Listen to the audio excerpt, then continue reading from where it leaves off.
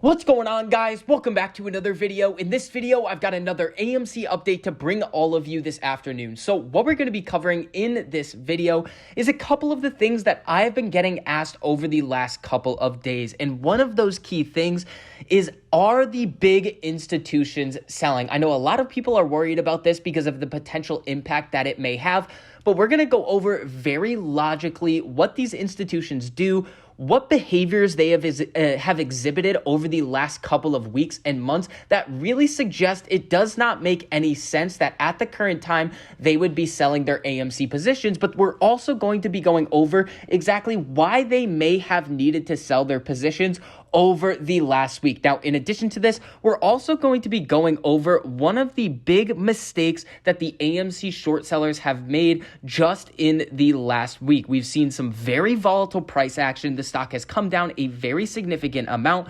basically due to the overall markets freaking out about the two key things that we have been talking about on this channel for a while: the Evergrande situation and the debt ceiling. So the move down in AMC had nothing to do with what was specifically going on with the company or the shorts, but it had to do with more broad market catalysts. So before we get into all of that information, if you enjoyed the information and analysis that I provide for you in this video, make sure you go down and hit that like button. It costs you nothing to do it, but it really helps us out a whole lot in getting this information out to as many people who want to learn. And the more people that we have staying up to date on accurate AMC information, the stronger our community becomes. And if you guys want to see more videos like this, make sure you hit that subscribe button. So at the current time that I'm recording, AMC is trading at $40.41. We are pretty green on the day, up 0.85%, but we are also seeing some volatility. But what we are seeing today is that so far the key indexes,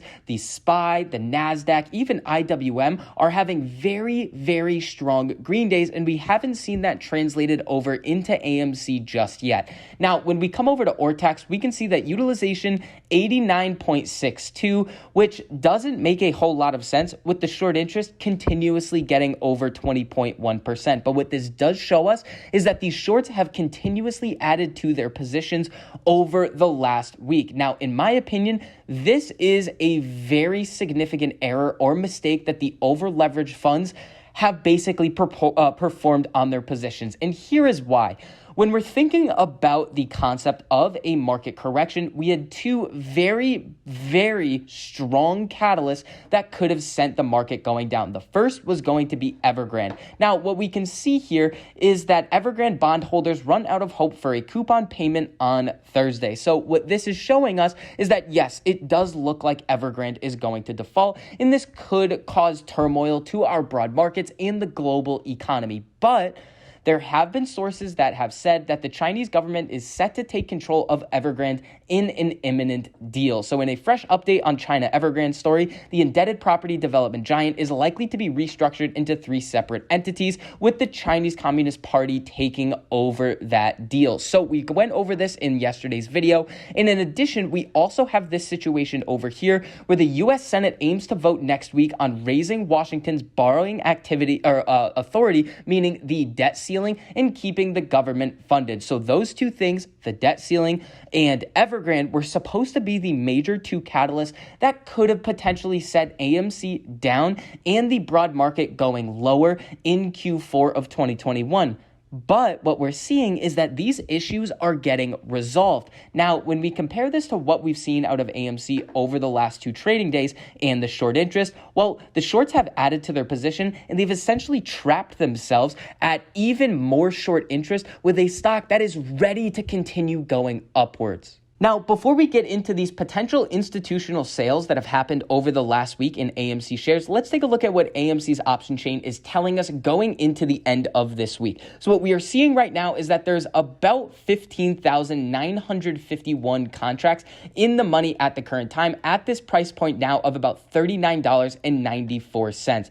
Now, coming down a little bit further, we can see this hasn't necessarily updated yet. So let's come down and refresh this. What we are seeing here is that the calls are slightly underweighing the puts in terms of what's in the money at the current time. But with these amount of contracts, about 16,000 and then 40,000 for the puts, it's not going to make a whole lot of a difference in terms of what the market makers are going to have to do in terms of buying shares to hedge the call options that they've sold, or shorting shares in order to hedge the put options that they've sold. It's not really going to make a whole lot of a difference. Now, again, when we look at this January of 2022 monthly options expiration date, this is the next time that we are already seeing the potential for a gamma squeeze to happen. But I got a lot of questions, comments on my last video saying, you're giving a date for when the squeeze is going to happen. No, none of that. That's not what I said. What we are looking at here is the potential for the market makers to have to hedge a lot of shares on the call side of the option chain. A short squeeze and a gamma squeeze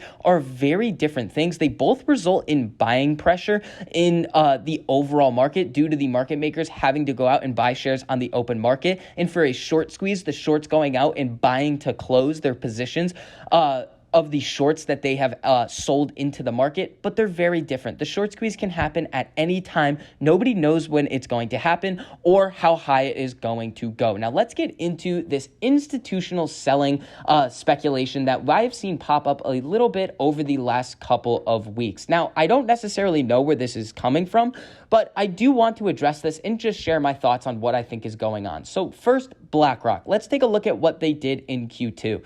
Now, we see BlackRock increase their position size by about 11.51%, and they have about 30.5 million shares. Now, when we come over here, this is going to be taking a look at Vanguard in total.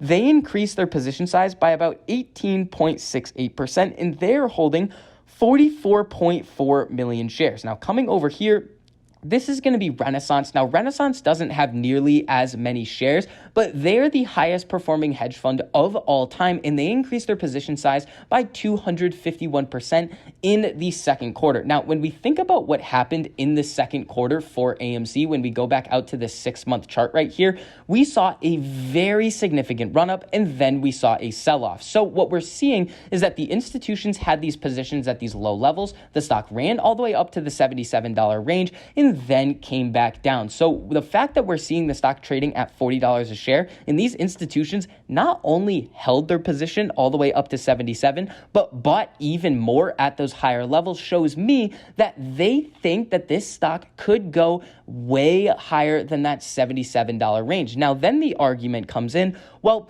what would happen if they got margin called? Because we saw that very significant decrease in the price of AMC. Now, I do have a slight rebuttal for that. So we know that those institutions were buying shares around here. They had a bulk of their position around here, rode it up and came back down. And the stock also recently touched that $28 mark. So if we were to see these institutions having to sell their shares due to essentially a big margin call or a forced liquidation, it would have most likely happened when AMC was a lot lower than what it was trading at right now.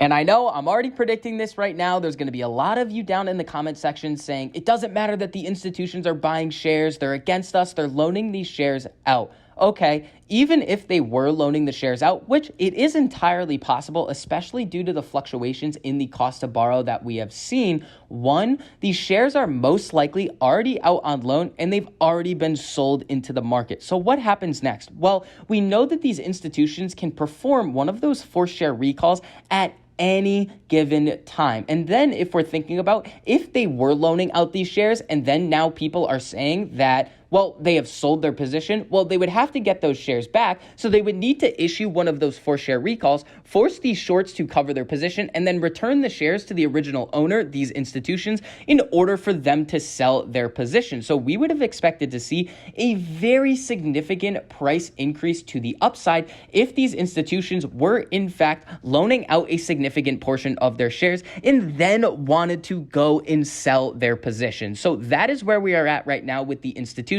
In my opinion, it is not really enticing enough for them to sell at these prices due to the fact that the stock has gone all the way up to 77. They bought more on that run up and when we started to break down, and now we are trading at this $40 range after we saw the overall market and the overall global economic catalyst push AMC down. At this time, for these institutions, these prices right now are a buying opportunity, not a selling opportunity. So that is going to wrap up this update on AMC. If you enjoyed the information and analysis that I provided for you in this video, make sure you go down and hit that like button. It costs you nothing to do it, but it really helps us out a whole lot in getting this information out to as many people who want to learn. And if you want to see more videos like this, make sure you hit that subscribe button and turn on that notification bell so you're notified every time I post a new video, so you get to stay up to date on all of your favorite stocks, learn about a couple of new ones, and see exactly which options I am trading and which strategies I am using to trade them. So I hope you guys are having a great day, and I'll see you guys in the next video.